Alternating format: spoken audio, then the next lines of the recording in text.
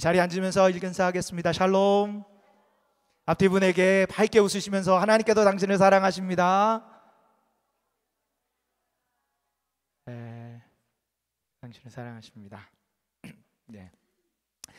예전에 제가 설교 시간에 한번 여러분들과 크리스찬, 연예인 크리스찬 간증에 대해서 소개할 때 배우 김수미 씨에 대해서 이야기를 나눈 적이 있습니다.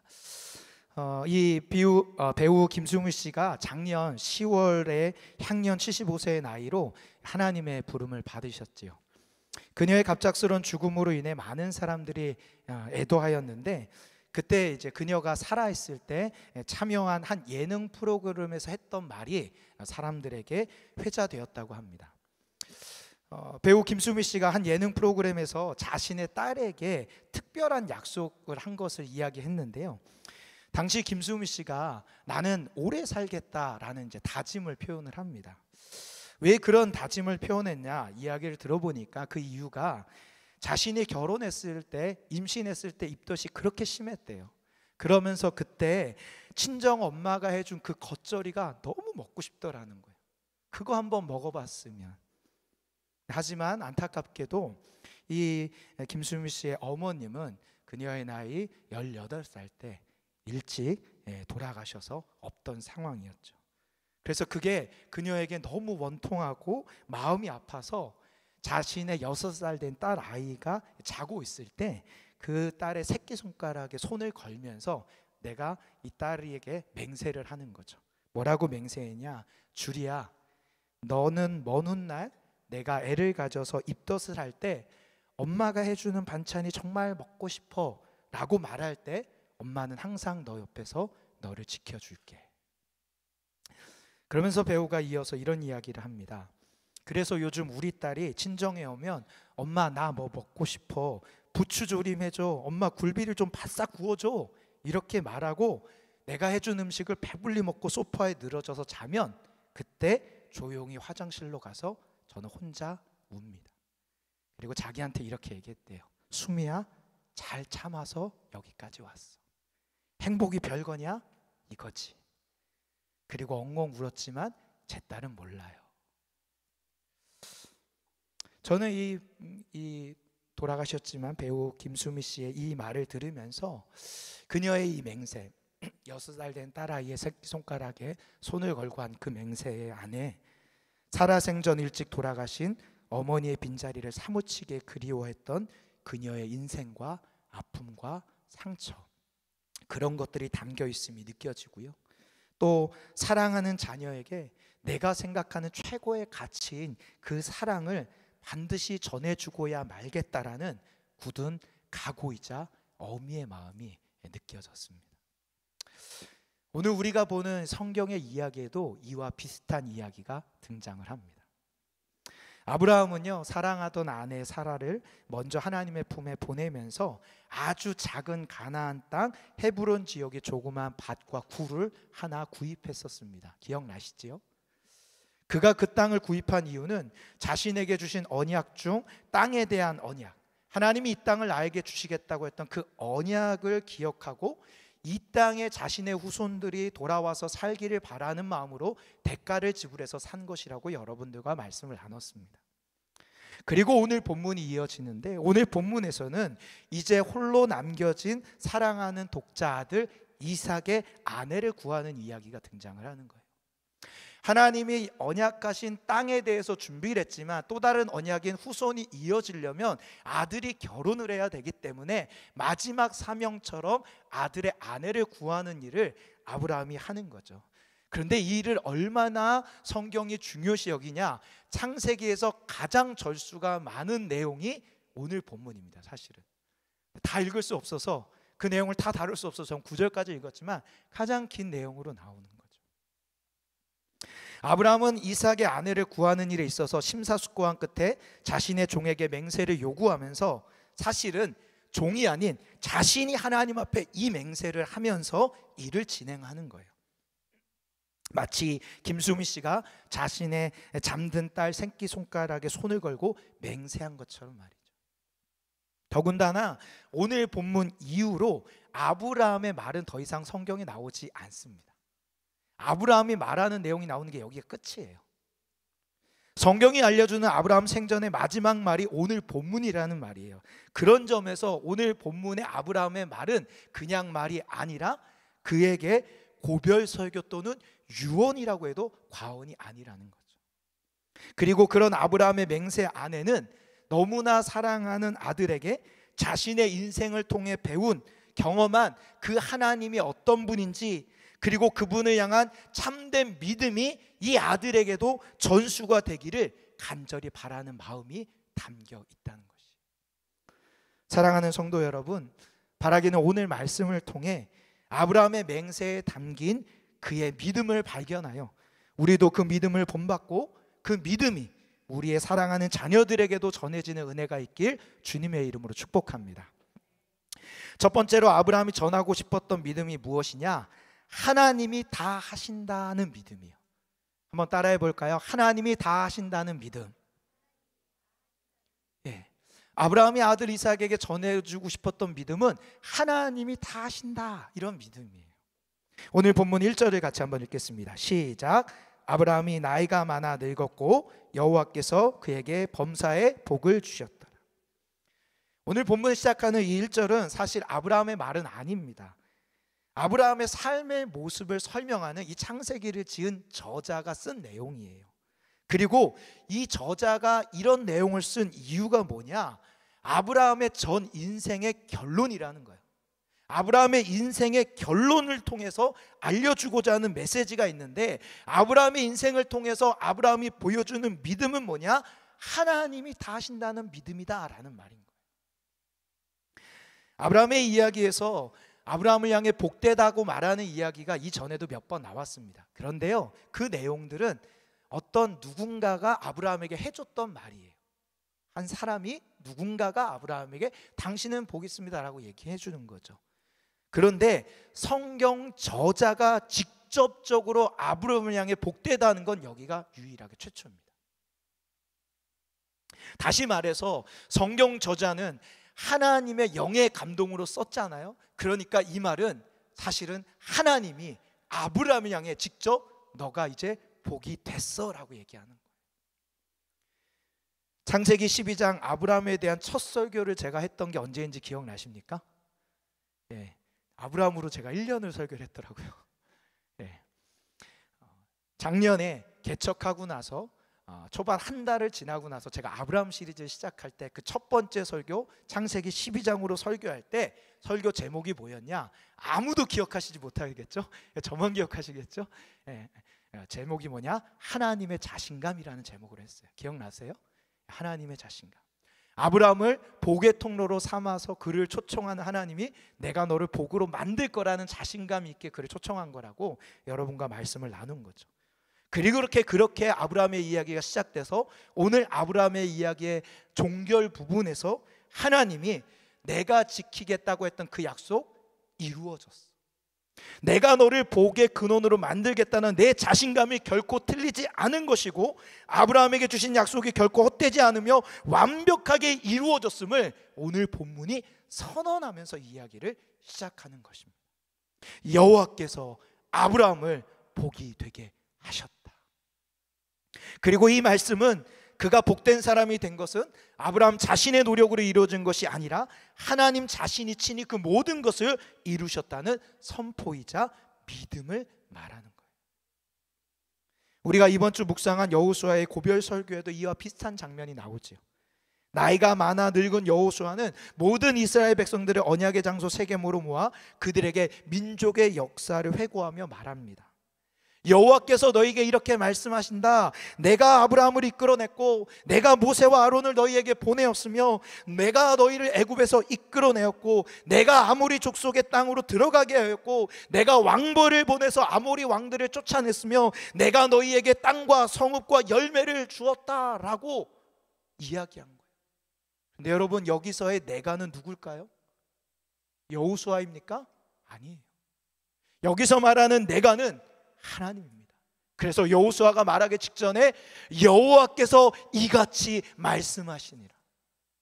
여호와가 너희를 이끌어냈고 여호와가 너희를 승리케 했으며 여호와가 너희를 이 땅 가운데 들어가게 했고 여호와가 너희에게 먹을 것을 주었다. 하나님이 하셨다. 여호수아는 하나님이 다 하셨습니다, 이렇게 얘기합니다. 지난주 인도네시아 선교사님, 제가 좋아하는 박윤길 선교사님 다 아시죠?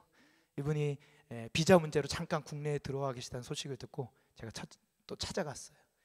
그래서 이야기를 나누고 교제하는 시간을 가졌는데, 이분이 잠깐 들어와서 조용히 있다 가려고 하다가 우연히 서울에 있는 한 교회를 방문하게 돼서 그 교회 담임 목사니까 잠깐 교제를 한 이야기를 저에게 전해 주셨어요. 그 교회 담임 목사님이요, 암 진단을 받으셨대요. 암 진단을 받고 치료하는 중인데 항암 치료를 받았는데 몇 번이나 받았냐? 무려 230차례 항암 치료를 받았대요. 이건 기록이에요, 기록. 이런 수치로 항암 치료를 받은 사람이 없어요. 거의 기네스북에 오를 정도의 엄청난 일인데 지금도 항암 치료를 받고 투병 중이래요. 아직도 완치가 안 됐대요. 더군다나 그런 상황에서 코로나의 위기를 겪으면서 교회 건물을 건축했는데 빚 없이 진행했대요. 대단한 거죠. 그러면서 그 목사님이 하는 최종 결론의 고백이 뭐예요? 하나님이 다 하셨습니다.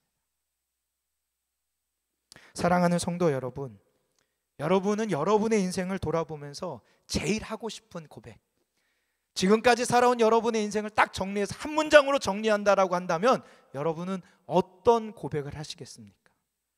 혹시 그 고백의 주어는 누구입니까?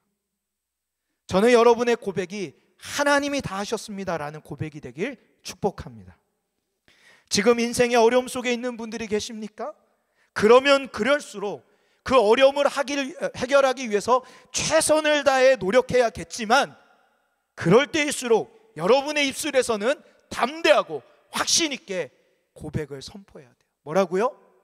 하나님이 다 하실 것입니다. 그런 의미에서 옆 사람에게 이렇게 축복해 주겠습니다.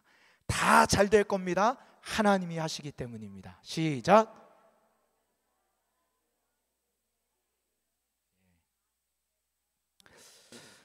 두 번째로 아브라함이 전하고 싶었던 믿음은 뜻을 정한 믿음입니다. 뭐라고요? 네, 뜻을 정한 믿음. 오늘 본문 2절을 함께 읽겠습니다. 2절 시작. 아브라함은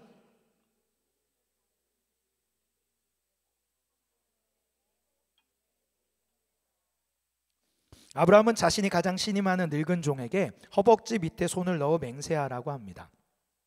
여기서 말하는 허벅지는요, 남성의 생식기를 뜻합니다. 그래서 이 맹세는 생명을 거는 맹세, 반드시 생명을 걸고 지키겠다는 그런 맹세의 의미고요. 두 번째는 하나님의 언약, 특별히 할례를 행하라고 행하셨던 그 하나님을 신뢰하기에 하나님의 언약을 믿음으로 내가 이 맹세를 지키겠다, 이런 의미가 담긴 맹세예요. 그러면 이렇게 중요한 맹세를 하는데 그 내용이 무엇이냐? 오늘 본문 3절 4절입니다. 3절 4절 시작. 내가 너희에게 하늘의 하나님 땅의 하나님이신 여호와를 가리켜 맹세하게 하노니 너는 내가 거주하는 이 지방 가나안 족속의 딸 중에서 내 아들을 위하여 아내를 택하지 말고 내 고향 내 족속에게로 가서 내 아들 이삭을 위하여 아내를 택하라. 아브라함이 말하는 맹세의 내용은 아들 이삭의 아내를 구하는 일인데, 지금 살고 있는 이 땅 가나안 족속의 딸 중에서는 아내를 택하지 말라는 거예요. 지금 우리가 살고 있는 이 땅에 있는 가나안 이방 여인들은 절대로 택하지 말라는 거예요. 그럼 어디서 택하냐? 내 고향 메소포타미아 지역까지 가서 나의 족속 중에서 아내를 찾으라는 겁니다. 여기서 중요한 포인트는 하나가 무엇이냐? 이 맹세를 누구의 이름으로 하냐는 거예요. 여러분 성경을 보세요. 지금 아브라함이 늙은 종에게 누구를 가리켜 맹세하라고 합니까? 하나님, 하늘의 하나님, 땅의 하나님, 하나님이신 여호와의 이름으로 맹세하라는 거예요. 이 여호와의 이름으로 맹세하라는 의미는 무슨 의미냐? 이 맹세는 하나님을 위한 맹세이자 하나님을 믿음으로 뜻을 정한 맹세라는 거예요. 하나님을 믿음으로 내가 뜻을 정한 맹세라는 거예요. 이 뜻을 지키는 것은요, 쉬운 일은 아닙니다. 왜냐하면 지금 아브라함이 처한 현실은요, 참으로 가혹한 상황이고 하나님의 약속을 의심케 하는 상황이기 때문이에요. 여러분 한번 상상해 보십시오. 아브라함이 약속의 땅으로 하나님의 언약을 받고 와서 산지 65년가량이 지난 시점인데, 하나님께서 이 땅을 다 주시겠다고 했지만 지금 자신의 소유로 남겨진 땅은 뭐예요? 작은 밭과 굴 하나가 전부예요. 그걸 보고 나는 살 날이 얼마 안 남은 상황에서 그 작은 밭과 굴 하나 보면서 이 땅 모두 내게 주신다는 약속이 이루어질 것을 기대하기에는 현실의 벽이 너무 높아 보이는 거죠. 또 지금 아브라함의 나이가 정확하진 않지만 대부분의 성경학자가 140세로 봅니다. 그리고 그는 자신의 죽음이 가까이 왔다는 걸 직감하고 있어요. 더군다나 이 아브라함의 명령을 행할 종도 나이는 안 나오지만 어떤 종이라고 오늘 본문에 설명해요? 늙은 종이래요. 늙은 종. 아브라함과 거의 비슷하게 늙어간 종일 거라는 거예요.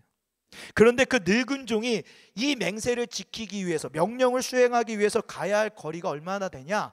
가나안 땅에서 메소포타미아 거리가 최소 700에서 800이에요. 미터가 아니라 킬로미터입니다. 착각하지 마세요. 700km, 800km의 거리를 이 당시의 교통수단으로 간다는 건 쉽지 않습니다. 그것도 늙은 종이. 잘못하면요, 이 아브라함은요, 종이 데려오는 아내를 못 보고 죽을 수도 있어요. 그러면 홀로 남겨진 40살 노총각 아들 이삭, 이 이삭을 보면서 하나님이 내게 하늘의 별과 같이 땅의 모래와 같이 많은 자손을 주시겠다는 이 약속은요, 터무니없어 보이는 거예요. 그게 현실이라는 거예요. 따라서 지금 아브라함이 하는 이 맹세는요, 어떻게 보면 굉장히 무모한 결정이라는 거죠. 그런데 중요한 것은 그 무모한 결정을 아브라함은 확고하게, 자신 있게, 타협 없이 하고 있다는 거예요. 왜요? 하나님이 하실 걸 믿기 때문에. 성도 여러분, 지금 아브라함의 이 맹세를 통해 우리가 알 수 있는 것은, 아브라함은 하나님께서 다 이루신다는 그 믿음을 근거로 해서, 나의 뜻을 정하고 있는 거예요. 그래서 저는 이 아브라함의 모습을 향해 이렇게 표현하고 싶은 거예요. 뜻을 정합니다. 뜻을 정합니다. 세상의 눈에는 무모하고 말도 안 되는 어리석은 결정으로 보이더라도 하나님의 뜻이 이루어진다면, 하나님께 기쁨이 된다면, 그리고 반드시 하나님의 뜻이 이루어질 것을 신뢰하기 때문에 내가 그 하나님 앞에서 뜻을 정하여 포기하지 않고 끝까지 그 뜻을 지켜 행하는 믿음이 바로 믿음의 조상 아브라함이라. 저는 이 아브라함의 모습을 보며 믿음을 이렇게 정의하고 싶어요. 믿음이란 삶의 불확실함 속에서 하나님의 확실함으로 뜻을 정하는 것, 그게 믿음입니다. 우리의 삶은요, 불확실함 투성이에요. 내일이 보장이 없어요. 그런데 그 불확실한 삶을 살지만 내 눈은 확실한 하나님을 바라보기에 뜻을 정하고 포기하지 않고 그 길을 걸어가는 것, 그게 믿음의 걸음이라는 거예요. 그래서요, 믿음에 있어서 중요한 건 환경과 상황이 아니에요. 내 환경과 상황이 어렵다, 좋다, 그것보다 더 중요한 것은 뭐냐? 내 마음 안에, 내 영혼 안에 하나님의 약속의 말씀이 생명으로 살아있느냐, 이게 중요한 거예요. 환경이 어려워도 내 영혼 안에 하나님의 약속의 말씀이 생명처럼 살아있으면 그 어려운 환경을 뛰어넘고 하나님의 역사함을 보게 될 것이지만, 반대로 아무리 환경이 좋더라도 하나님의 약속이 내 안에 죽어있으면 열매는 맺혀지지 않는다. 하나님을 신뢰함으로 뜻을 정한 또 다른 한 인물이 있습니다. 다니엘이죠. 우리 화면을 보고 다니엘 1장 8절 말씀을 읽겠습니다. 시작. 다니엘은 뜻을 정하여 왕의 음식과 그가 마시는 포도주로 자기를 더럽히지 아니하리라 하고 자기를 더럽히지 아니하도록 환관장에게 구하니. 아멘. 모두가 왕이 주는 음식과 포도주를 마실 때 그는 하나님 앞에, 그리고 하나님을 위해 뜻을 정하여 그 모든 것을 거부하지. 성경을 읽지 않지만 시간이 지나 또 왕 외에 어떤 신에게나 사람에게 무엇을 구하면 사자굴에 던져질 것을 다니엘은 알매도 불구하고 하나님께서 역사의 주관자이심을 신뢰함으로 하나님을 위해 뜻을 정하여서 늘 하던 대로, 매일 하던 대로 기도했던 인물이 다니엘입니다. 분명히 모든 뜻을 정한 일은 무모하고 어리석은 일임에 틀림이 없습니다. 하지만 다니엘은 하나님께서 역사의 주관자이심을 신뢰함으로 하나님을 위해 뜻을 정하고 끝까지 그 뜻을 지켰다는 거예요. 그리고 하나님은 보란듯이 그의 뜻을 정함에, 그리고 아브라함의 뜻을 정함에 응답하고 반응해 주셔서 왕의 음식과 포도주를 마신 이들보다 얼굴을 윤택하게 하셨고 사자굴에서 건져내셨으며 이삭의 아내 리브가를 만나게 하셨다는 겁니다. 이 살아계신 하나님을 찬양합니다. 최근 음원 차트 1위에 오르라 역주행 신화를 쓰고 있는 한 노래가 있습니다. 나는 반딧불이라는 노래인데 아세요? 몇 분은 아시나 봐요. 전혀 모르실 거라는데 몇 분은 고개를 끄덕이세요. 굉장히 좋습니다. 한번 들어보세요. 요즘에 제가 입에 달고 살아요. 네, 나는 개똥벌레 막 이러면서 저도 이 노래를 막 부르고 묵상하고 있는데, 이게 우리 특히 그 수험생들에게 인기가 있어서 수능 금지곡이 있으면 수능 위로곡이 있는데 이게 수능 위로곡이에요. 막 수험생들이 이 곡 듣고 막 위로받고 재충전해서 막 그렇게 한다고 그러더라고요. 원래 이 나는 반딧불이라는 노래는요, 중식이라는 가수가 써서 인디밴드 중식이 밴드가 부르던 노래인데 최근에 어떤 한 무명 가수가 이 노래를 리메이크해서 불렀는데 화제가 된 거예요. 그래서 별거 없어요. 가수가 핸드폰 보고 노래 부르는 것만 나오는데 아무 홍보도 안 했는데 이 뮤직비디오가 무려 425만 회가 넘는 조회수를 기록하고 있는 거죠. 이 영상에 댓글이 엄청 많은데 댓글 중에 이런 내용이 있어요. 건설 현장에서 종이 박스 깔아놓고 누워있다가 이 노래를 듣고 어린아이처럼 펑펑 울었습니다. 나는 벌레만도 못하다고 생각했는데 이 노래를 듣고 우리 엄마에게는 나는 빛나는 별이라는 걸 깨달았습니다. 또 별이든 개똥벌레든 상관없다, 노력하고 버티고 살아가기에 우리는 모두 다 빛이 난다, 이런 댓글이 쓰이는 거죠. 엄청난 공감을 일으키는 노래가 된 거죠. 그런데 이 노래를 역주시킨 그 무명 가수가 누구냐? 그 가수 이름이 황가람이라는 가수예요. 이 가수가 이 인기를 힘입어서 지난주에 유퀴즈 예능 프로까지 출연을 했어요. 거기에 나와서 자기의 인생사를 얘기하는 거예요. 저분이거든요. 정말 제가 얘기 듣는데 너무 저도 눈물이 나더라고요. 그 MC 중에 한 명인 조세호가요, 눈물을 멈추지 못하고 펑펑 울면서 얘기하더라고요. 인생이 이렇습니다. 짧게 정리하면 그래요. 중학교 때 태권도 선수 생활을 하다가 다리가 무려 4동강이나 납니다. 한 동강도 아니라 4동강이 나요. 두 다리에 기부스라고 1년 넘게 하다가 결국에는 선수를 접습니다. 그리고 노래를 좀 잘해서 교회에서 찬양팀을 하다가 내가 노래를 좀 잘하는 것 같아서 가수가 되야겠다라는 꿈을 갖게 되는 거예요. 그래서 고등학교 졸업하자마자 나는 서울 가서 가수가 될 거야 해가지고 찜질방에서 알바를 해서 200만을 모아서 서울에 상경을 했는데 어려움이 시작된 거예요. 왜요? 자기 뜻대로 일이 안 풀어지는 거죠. 그래서 자기는 홍대 놀이터 가서 버스킹을 하다 보면 지나가던 사람이 캐스팅해가지고 딱 데뷔할 줄 알았는데 아무도 자기를 관심 안 갖더래요. 그러면서 노숙자 생활을 시작했는데 홍대 놀이터, 건물 옥상, 화장실 등 곳곳을 다니면서 노숙자 생활을 무려 147일간을 합니다. 여기서 끝나지 않아요. 어딘지 모르겠는데 옴이 올맞대요. 온몸이 일어나는 거예요. 그래서 온몸의 모든 털을 다 깎았대요. 그리고 체중이 빠지기 시작하는데 무려 40kg까지 이 남자가 빠진 거죠. 그래도 꿈을 포기하지 않고 뜻을 정한 것을 끝까지 밀고 나갑니다.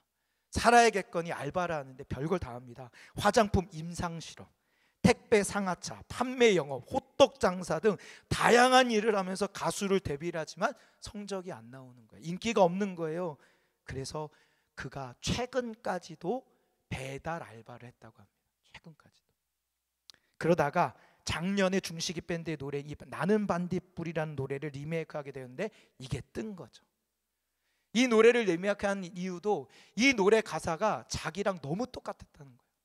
이 노래 가사 중에 개똥벌레가 반딧불인 건 아시죠? 나는 반딧불의 이 반딧불은 사실 개똥벌레예요. 개똥벌레가 자기가 빛나니까 자기가 별인 줄 아는데 자기가 벌레인 현실을 맞이하는 거죠. 그 개똥벌레 가사가 자기한테는 어떻게 들리냐면 개똥벌레가 아니라 개똥벌레인 거예요. 뭐예요? 나는 벌레 중에도 최악의 벌레, 상벌레라는 거예요. 내 존재가 그렇다는 거예요. 그렇게 자기 자신의 깊은 자괴감에 빠져 있는 상태에서 이 노래를 만나서 부르다 보니까 눈물이 하염없이 났다는 거예요. 근데 그게 대중들에게 먹힌 거죠.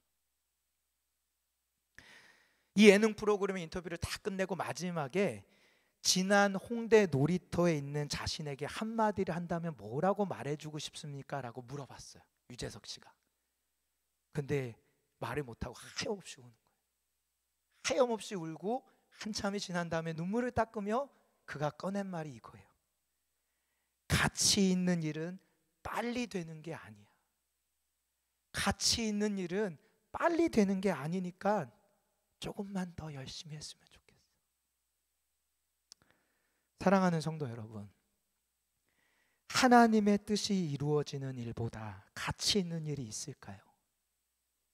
이 세상에서 가장 가치 있는 일은요, 이 땅의 주인이신 하나님의 뜻을 이루는 일이라고 저는 믿습니다. 그러하기에 그 일에 뜻을 정하여 하나님의 뜻이 이루어지는 일에 내 뜻을 정하여 행하는 것은요, 쉬운 일이 아니라 오래 걸리는 일이라. 오래 걸리는.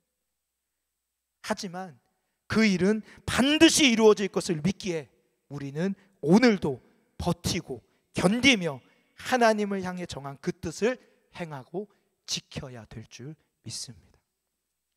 어떤 목사님이 설교 제목을 띄워놨는데 그 설교 제목이 가슴에 와닿았어요.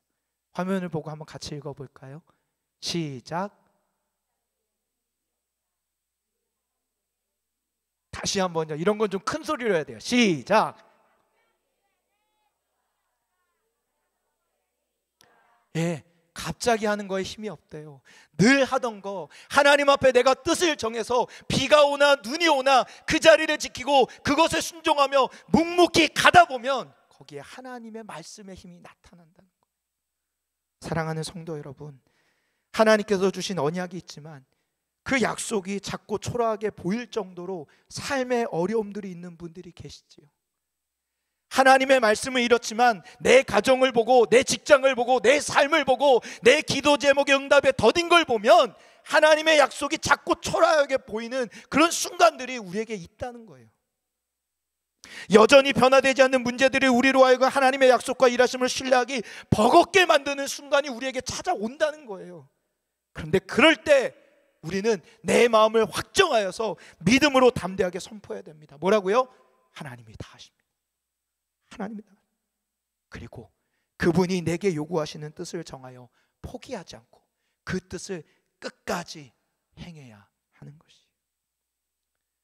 여러분에게 하나님이 주신 그 뜻들 있지 않았어요? 하나님의 말씀 앞에 은혜 받아 내가 이렇게 하겠습니다라고 정했던 그 뜻들 있으시죠? 그 뜻 잘 지켜가고 계십니까? 특별히 오늘 말씀을 준비하면서 여러분이 사랑하는 우리의 이 자녀들에게 신앙이 전수되길 위해서 여러분만이 정한 뜻이 있냐는 거예요. 내가 내 자녀에게 신앙을 물려주기 위해서 기도만 하는 것이 아니라 하나님이 원하시는 그 뜻 한 가지 정해서 그 뜻을 묵묵히 나가겠다. 어제 한 집사님과 만났는데 너무 감사한데 집사님이 그런 얘기 하더라고요. 목사님, 제가 가정 예배를 결단했어요. 아무리 늦게 집에 들어가도 가정 예배를 5분이라도 드리고 자려고 제가 결단했어요. 제가 뭐라고 할게요? 할렐루야 박수 쳐드렸어요. 잘하셨다. 여러분, 자녀를 위해서 기도하는 것도 중요하지만 여러분이 자녀의 신앙에 물려지길 위해서 여러분이 하나님 앞에 뜻을 정해야 될 게 있어요. 그리고 그 뜻을 포기하지 않고 하는 거예요.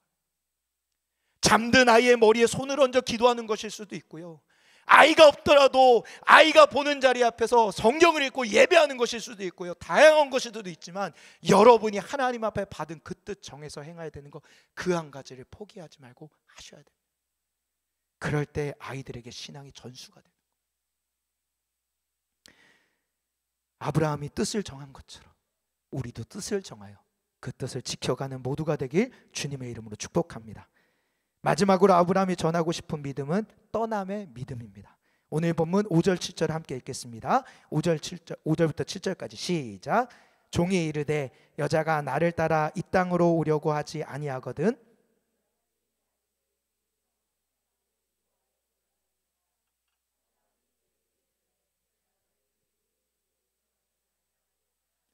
하늘의 하나님 여호와께서 나를 내 아버지의 집과 내 고향 땅에서 떠나게 하시고 내게 말씀하시며 내게 맹세하여 이르시기를 이 땅을 내 씨에게 주리라 하셨으니 그가 그 사자를 너보다 앞서 보내실지라.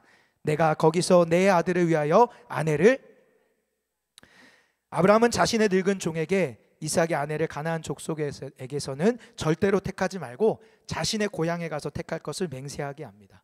그러자 늙은 종이 주인에게 묻는 거예요. 그 종의 주인의 고향에 가서 완벽한 신부감을 만났는데 그녀가 나를 따라 이곳으로 오지 않는다면 어떻게 합니까? 아들을 그곳으로 데려가야 됩니까? 라고 묻는 거예요. 그러자 아브라함이 단호하게 얘기합니다. 뭐라고요? 아니야, 그렇게 하지 마. 절대로 그렇게 하지 마. 내 아들을 그리로 데려가서는 안 돼. 그런데 나를 고향 땅에서 떠나 이곳으로 인도하신 하나님께서 반드시 그 약속을 지켜 내 아들에게 합당한 신부를 주실 거야. 그러니까 그녀를 데려와. 대단한 믿음의 고백이죠. 제가 이 말씀을 정말 오랫동안 고민했어요. 왜냐하면 왜 아브라함은 가나안 여인을 거부하고 고향의 여인을 데려올까요? 이게 안 풀어지더라고요. 온갖 자료를 다 뒤져봤는데 제게 설득이 안 됐어요. 가장 많은 얘기하는 주장은 첫 번째, 가나안의 우상 숭배를 경계해서 가나안 여인을 데려오면 가나안이 섬기는 우상들을 데리고 올 것이기 때문에 우상 숭배에 빠질 거를 경계하기 때문에 안 된다라고 많은 학자들이 해석하는데 저는 이게 설득이 안 됐습니다. 왜냐하면요, 아브라함의 고향 메소포타미아도 우상 숭배 많았고요, 심지어는 아브라함의 아버지가 우상 숭배자였다고요 이번 주 여호수아 말씀에 나왔잖아요. 그거는 아니라는 거예요. 그럼 두 번째로 다음에 많은 주장이 뭐냐? 혈통 때문에. 히브리가 혈통을 중요시 여기니까. 그런데 여러분, 히브리 혈통의 시작이 누구예요? 아브라함이에요. 예, 아브라함이 시작이기 때문에 이건 혈통의 의미가 아니라는 겁니다. 그러면 왜 이렇게 할까? 고민하고 고민하다가 오늘 본문에서 제가 찾은 답은 7절에 나옵니다. 7절 상반절 다시 한번 읽겠습니다. 시작. 하늘의 하나님 여호와께서 나를 내 아버지의 집과 내 고향 땅에서 떠나게 하시고 내게 말씀하시며 내게 맹세하여 이르시기를 이 땅을 내 씨에게 주리라 하셨으니. 아브라함이 지금 그렇게 하지 말라고 얘기하면서 자기의 이야기를 하는데 포인트가 어디에 있어요? 떠나게 했다는 거예요. 하나님이 나로 하여금 고향을 떠나게 하셨다는 거예요. 그리고 지금 종에게도 요청하는 게 뭐예요? 그 여자에게 요청하는 핵심이 뭐예요? 고향 땅을 떠나는 것에 있다는 거예요. 무슨 말이냐? 내 믿음의 시작은 하나님을 믿음으로 고향을 떠난 믿음의 길이기에 이 믿음의 길을 함께할 우리의 가족이 될 사람도 하나님을 믿음으로 떠날 수 있는 용기가 있어야지 함께 이 믿음의 역사를 이뤄갈 수 있다는 거예요. 그래서 떠남의 믿음이 있는 여인을 찾겠다는 거예요. 여러분, 이 여인의 입장에서 이 얘기를 한번 상상해 보세요. 누군지도 모르는 남자 이야기를 들어요. 얼굴도 몰라요, 성격도 몰라요. 우리 자매님들 이렇게 다가와서 어느 날 하나님이 말씀하셔서라고 얘기하면 여러분 가서 결혼하시겠습니까? 말도 안 되는 일이에요. 그런데 이 여인이 듣는 거예요. 이 땅에 65년 전에 살던 아브라함이라는 사람이 하나님의 말씀을 듣고 떠나서 살아서 지금 하나님이 복되게 하셔서 아들 며느리를 구하러 왔다 라고 한다면 이 여인이 그것을 선택할 때는 누구를 떠올리는 거예요? 하나님을 떠올리는 거예요. 살아계신 하나님, 아브라함이 믿었던 그 하나님을 이 여인도 믿어야지만 떠날 수 있는 거예요. 아브라함이 자신의 삶을 맡겼던 하나님께 이 여인도 자신의 삶을 맡길 수 있어야지 떠날 수 있는 여인이라는 거예요. 그래서 이 조건은 떠남의 믿음에 대한 조건인 거예요.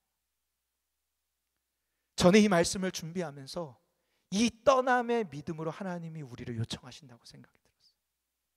우리 믿음의 삶은요, 떠남을 요구합니다. 어떤 떠남? 하나님이 없는 자리에서 하나님을 향하여 떠나는 떠남. 다시요, 하나님이 없는 자리에서 하나님을 향하여 떠나는 떠남. 나로 하여금 하나님을 신뢰하지 못하게 만드는 그 자리에서 이제 하나님을 신뢰하는 자리로 떠나라는 거예요. 여전히 과거 상처의 자리에 남아서 아파하고 미워하고 분노하고 그렇게 사는 것 아니라 이제는 그 상처를 하나님께 맡김으로 우리를 치유하시고 자유케 하시는 하나님을 향해서 떠나라고 말씀하십니다. 습관적인 죄의 자리에 남아서 여전히 죄를 즐기며 이런저런 이유로 나 자신을 합리화해서 하나님 없는 삶을 즐기는 것에서 이제는 떠나 회개의 자리로 나아가라고 말씀하십니다. 우리의 옛습관, 연약함의 자리에 남아서 난 이 정도밖에 안 되는 존재에 한탄하면서도 아무것도 시도하지 않고 무기력하게 살아가는 그 삶을 포기하고 그냥 될 대로 되라면서 살아가는 것이 아니라 나의 존재를 지으시고 여전히 기대하시며 새롭게 하실 하나님을 향하여 떠나라고 하나님이 말씀하시는 거예요. 우리 부부의 관계가 어려운 이유도 다 이 떠남의 문제라고 해석이 되더라고요. 하나님께서 최초의 사람이었던 아담에게 결혼을 명령하실 때 떠나라는 명령을 하신 걸 여러분 기억하십니까? 남자와 여자가 그 부모를 떠나. 왜 부부관계가 힘들어질까요? 떠나지 못해서 그런 거예요. 남편들이, 아내들이 자신의 옛 습관으로부터 못 떠났고 부모의 안정감으로부터 못 떠났고 부모의 아래에서 있었던 습관으로부터 못 떠났기 때문에 힘들어지는 거예요. 사실은 남편이 아내 없었던 이전의 삶의 생각과 방식에서 떠나, 그리고 아내가 남편 없었던 이전의 삶의 스타일과 익숙함을 떠나 부부가 서로 하나님을 향하여 한 마음을 이룰 때 그 가정에 하나님의 나라가 임하게 될 줄 믿습니다. 이 떠남의 믿음이 있을 때 우리의 삶에 하나님의 나라, 그 나라가 임하는 거예요. 마지막으로 정관식 목사님의 이야기를 하나 하고 마무리하려고 합니다. 반주 좀 해주시겠습니까? 정관식 목사님이라는 분이 이 떠남의 영성을 가지고 이런 표현을 했어요. 한번 들어보세요. 복음은 하늘을 떠나 이 땅으로, 신의 영역을 떠나 연약한 인간의 현실로, 거룩의 자리를 떠나 죄를 짊어지고 덮어 쓰는 자리로 오신 예수님의 떠나심의 사건으로 완성되었다. 그리고 그분의 떠나오심으로 우리가 예수 그리스도의 신부로 살아가게 되었다. 사랑하는 성도 여러분, 반드시 기억하십시오. 우리는요, 어떤 존재냐? 예수 그리스도 안에서 우리의 자아와 욕망과 이기적인 생각, 내 중심적인 모든 판단을 십자가에 못 박고 주님께 감으로 말미암아 그분의 생명의 능력으로 그분의 신부가 된 존재라는 거예요. 우리의 이런 존재됨을 여러분 잊지 마십시오. 아무리 환경이 어려워져도 우리의 이 존재됨을 잊지 마시라는 거예요. 내가 어떤 존재냐? 나의 자아와 욕망과 이기적인 판단과 모든 죄의 습관을 예수의 십자가의 못박으로 말미암아 그 예수의 생명으로 변화를 받아 그리스도의 신부가 나다. 여러분, 이런 존재에 대한 믿음이 여러분에게 있게 되길 축복합니다. 그리하여서 우리를 인도하시고 다 이루시 하나님께 나를 맡기고 내 뜻을 그분께 정하여 내 자신의 자리를 떠나 주님께 우리를 던지기 시작할 때 하나님은 홍해를 가르시고 사자굴에서도 건져내시며 아무것도 주목하지 못한 미천한 한 사람을 세상의 복의 근원으로 세우신 하나님이 여러분에게도 동일한 은혜를 주실 줄 믿습니다. 지금 내 앞에 있는 진로 문제, 자녀 문제, 건강 문제, 관계 문제, 사업 문제, 그것들이 나를 너무나도 초라하고 빈약하게 만드는 것처럼 보이더라도 그런 삶에서 하늘 보좌를 떠나 넘을 수 없는 경계선을 넘어 우리에게 오신 예수님께서 어떻게 우리의 삶에 약속하신 것을 능히 이루시는 영광을 맛보게 되는 이 복된 삶을 사시는 우리 성도님들 되길 주님의 이름으로 축복합니다. 이제 우리 함께 이 은혜를 사모하며 우리 찬양하고 기도하도록 하겠습니다. 내게 유익하던 것을